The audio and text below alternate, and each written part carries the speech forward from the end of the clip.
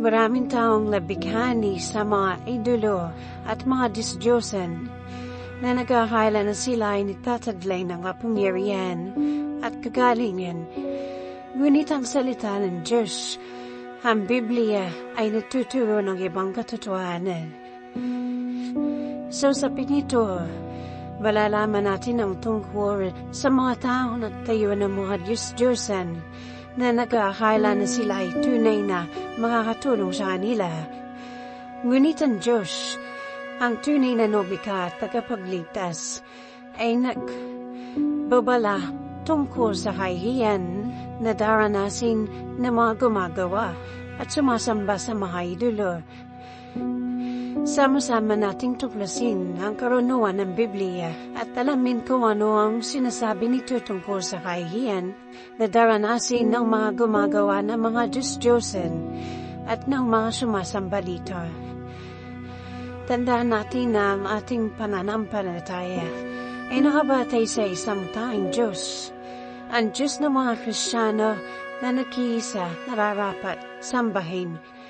Ang pagsamba ay isang malalim na spiritual na kilos na nagpapahayag ng ating pagkilala sa kanyang kapangyarihan, kabanalan at pag-ibig. Ito ang pinamataas na anyo ng pagmibigay galang at debosyon. Ang pagsamba ay hindi isang simpleng ritual, kundi isang paraan ng pamumuhay, isang pag-aalay ng ating buong pagkatao sa Kanya. Ang pagluhod at pagdadasal bilang mga ekspresyon ng pagsamba ay dapat ilaan lamang sa Diyos. Ang mga puon o mga tao na may kapangyarihan sa mundo ay hindi dapat tumanggap ng gayong antas ng pagsamba. Bagaman maaari magkaroon tayo ng paggalang sa kanila dahil sa kanilang mga tungkulin o posisyon kung hindi natin sila sinasamba. Narito ang ilan wala sa Biblia na makatutulong sa atin at na maunawaan. Iisa lamang ang Diyos. Ang Biblia ay nagtuturo na mayroong iisang Diyos lamang ang lumikha ng lahat ng bagay. Ito ay nasa Deuteronomio 6, versikulo 4. Siya ang nag-iisang karapat-dapat sambay. Ang pagsamba sa iba, pang mga Diyos o mga nilalang ay tinuturing na isang kasalanan sa Biblia. Makikita ito sa Exodo 20, versikulo 3. Ang pagluhod at pagdadasal sa mga puon ay nagpapaliwanag ng pagbibigay ng kapangyarihan sa kanila na nagiging isang uri ng pagsamba.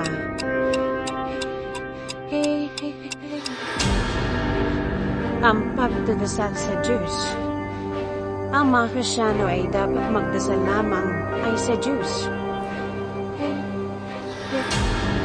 Makikita ito sa Mateo 6, versikulo 9 hanggang 13. Siya lamang ang mapangyarihang makakarinig at makakasabot sa ating mga panalangin. Gayun po man maladaman, dapat tandaan na ang paggalang ay naiiba sa pagsamba. Maaaring galang natin ang mga tao sa kanilang posisyon o otoridad, ngunit hindi natin sila sinasamba. Ang paggalang ay isang paraan ng kanilang mga tungkulin at responsibilidad habang ang pagsamba ay isang espiritual na pagkilala na nararapat lamang sa Diyos. Ang pagluhod at pagdadasal bilang isang ekspresyon ng pagsamba ay dapat ilaan lamang sa Diyos. Ang mga puon o mga tao na may kapangyarihan sa mundo ay di dapat tumanggap ng gayong antas ng pagsamba. Bagaman maaaring magkaroon tayo ng paggalaw sa kanila dahil sa kanilang mga tungkulin o posisyon, ang paggalangin ay iba. Ito isang pagkilala sa dignidad, karangalan o otoridad ng isang tao. para magbigay tayo ng paggalang sa ating mga magulang, guro, pinuno ng gobyerno, o mga tao na tatanda sa ating. Ito ay isang pagpapahalaga sa kanilang contribution sa ating buhay o sa lipunan.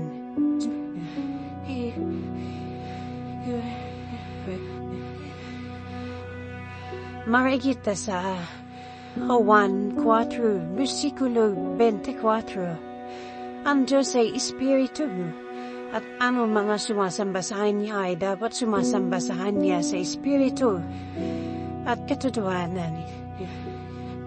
Itinapapakita na ang Diyos ay hindi isang pisikal na nilalang, hindi isang tao na may katawan. Siya ay isang Espiritu na hindi natin siya nakikita o nahawahan. Kailangan natin ng spiritual na pananaw at pananampalataya upang makilala at maunawaan siya. Hindi sapat na magkaroon lamang ng ritual o tradisyon. Dapat tayo magkaroon ng tunay na pagpunawa sa kanyang kalooban at magtiwala sa kanyang mga salita. Makikita sa Habakuk 2:18 hanggang 19. Anong kapakinabangan ng isang Diyos-Diyosan na hinuhubog ng mga amay ng tao? Ito'y gawa lamang ng mga panday, at natatakpan nito ng ginto at pilak, walang hininga sa loob nito. Ang mga gumagawa nito ay magiging tulad nito, lahat na natitiwala sa kanya.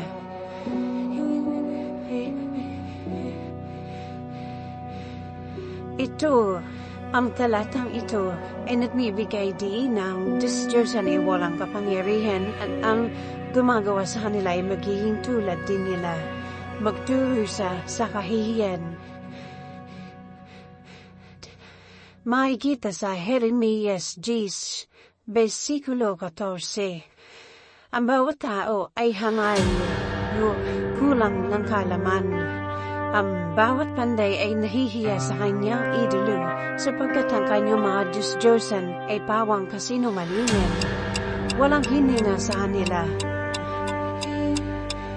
Ang talatang ito ay nagpapakita ng ang mga Diyos-Diyosan ay walang kapangyarihan at ang mga gumagawa sa kanila ay magiging kahiyaya dahil sa kanilang kawalan ng kalaman.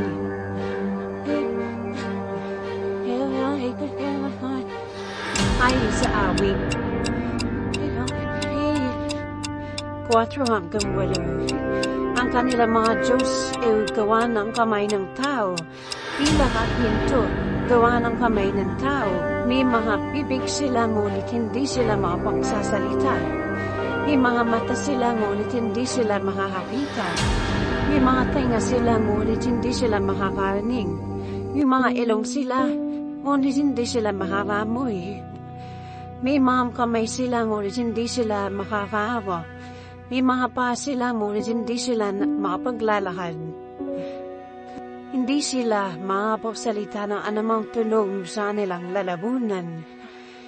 Ang mga gumagawa sa kanila ay magiging tulad nila, pati na rin ang lahat ng nagtitiwala sa kanila. Ang talata ito ay nagpapakita na ang Diyos-Diyosan ay walang kapangyarihan at ang mga gumagawa sa kanila ay magiging tulad din nilang magdurusa sa kahihiyan dahil sa kanilang pagtitiwala sa Diyos-Diyosan. Makikita sa Isaías 44, versikulo 9 hanggang 11. Lahat ng gumagawa ng Diyos-Diyosan ay magiging tulad nila. Lahat na nagtitiwala sa Kanya. Sinasabi ng mga panday ng isang Diyos-Diyosan, ang horno ay mainit na, ipinagpatuloy niya ang kanyang trabaho.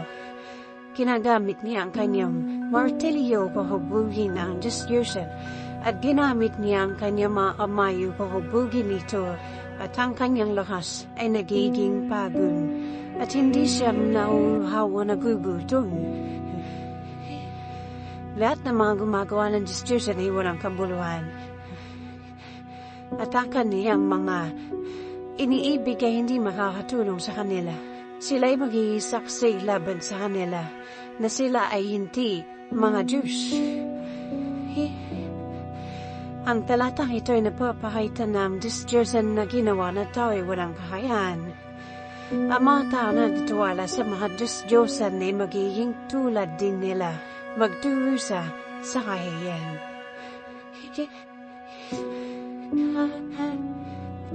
Gayunpaman, ang paggalang na ito ay hindi dapat malito sa pagsamba.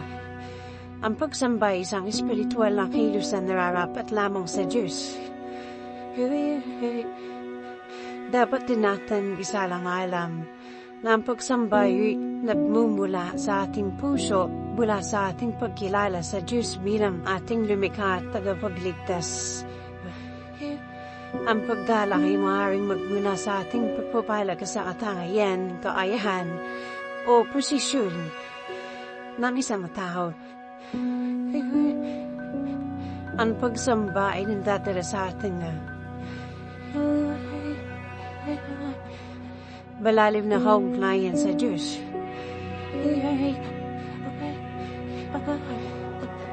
Ang paggalak ay maaaring pagtambag sa isang mas maayos na pakikipag-ugnayan sa kapwa tayo.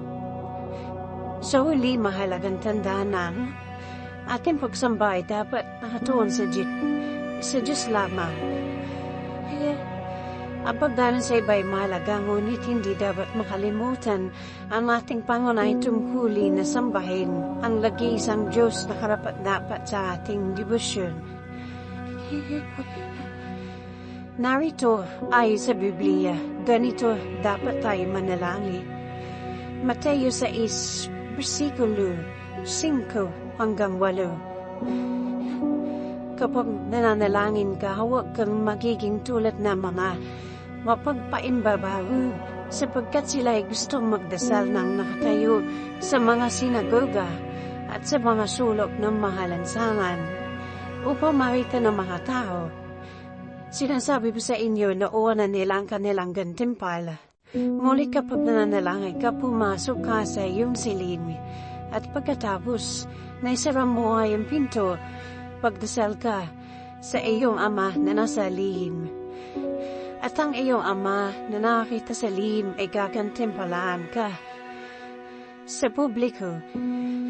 Kapag nanalangin ka, huwag kang mag-ulit-ulit ng walang kabuluhang mga salita, tulad ng ginagawa ng mga hentil, sapagkat iniisip nila na dahil sa karamihan ng kanilang salita ay mapapakinggan sila. Huwag kayo maging tulad nila, sapagkat alam ng inyong Ama ang mga bagay na inyong kailangan bago pa man ninyo hiligin sa Kanya. Ang talatang ito ay nagtuturo sa atin ng panalangin ay dapat gawin ng taos-puso at pribado, hindi para ipakita sa iba. Dapat tayo magdasal sa Diyos na may pagtitiwala na Siya ay nakikinig at nakakaunawa sa ating mga pangangailangan. Mateo 6, versikulo 9 hanggang 13. Kaya't ganito ang panalangin ninyo. Ama namin na nasa langit, papadali na iyong pangalan, dumating ang iyong karyan, mangyari ang iyong kalooban dito sa lupa gaya ng sa langit. Bigyan mo kami na yun ang aming kailangan sa araw na ito, at patawarin mo kami sa amin mga utang gaya ng pagpapatawad namin sa mga may utang sa amin. Huwag mo kami dalhin sa tukso, kundi ligtas mo kami sa masama. Talatang ito nagbibigay ng halimbawa ng panalangin na tinatawag na Ama namin. Ito ay isang bagay na ating pakikipag-usap sa Diyos na nagbibigay diyan sa pagpapakabanal ng Kanyang pangalan, pagdating ng Kanyang kaharian at pagsunod sa Kanyang kalooban. Dapat din nating hilingin ang Kanyang tulong, kapatawaran at proteksyon. Makikita sa Unang Tesalonica 5, versikulo 17 hanggang 18. Magalak kayo ng walang tigil, magdasal kayo ng walang tigil, magpasalamat kayo sa lahat ng pagkakataon, sapagkat Ito ang kalooban ng Diyos para sa inyo kay Kristo Jesus. Ang talatang ito ay nagtuturo ng pangalan ni panalangin na dapat maging isang regular na bahagi ng ating buhay. Dapat tayo magdasal ng may kagalakan at pasasalamat. Ang mga talatang ito ay nagbibigay ng mahalagang prinsipyo sa ating pakikipag-usap sa Diyos. Dapat tayo magdasal ng may pananampalataya, pagpapakumbaba at pag-ibig. Dapat tayo magdasal para sa kanyang kalooban, para sa ating mga pangailangan, at para sa mga tao sa ating paligid. Kailangan natin tandaan na ang pagsambay pa pinakamahalagang kilos na may bibigay natin sa Diyos. Panatilihin, sana nating malinis ang ating mga puso at hayaan natin ang ating pagsambay maging isang patunay na ating walang hanggang pagmamahal sa Kanya. Buhay ko.